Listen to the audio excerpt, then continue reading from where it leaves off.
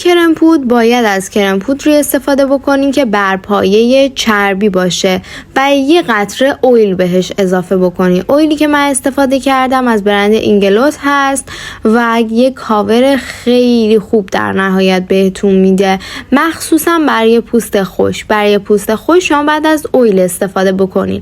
برای پوستای چرب نباید استفاده بکنید. چرا؟ چون اون پوست خودش چربه و شما داری اویل اضافه میکنی و کارت رو خراب میکنه.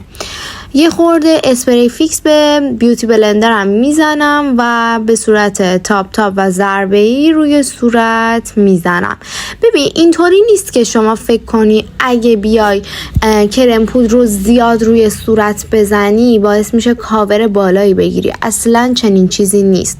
شما باید کرم پودری که میزنی به اندازه باشه، نه خیلی زیاد نه خیلی کم، و خود اون کرم پودری که داری کاور بالایی داره. اصلا نیاز نیست که شما 100 من بمالی بعد فکر کنی یه کاور فوق العاده میده. اصلا چنین کاری نکن، کار افتضاح میشه، باعث میشه بماسته، باعث میشه که اصلا بهش فکر نکن و بگذر ازش و به اندازه بزن به صورتت.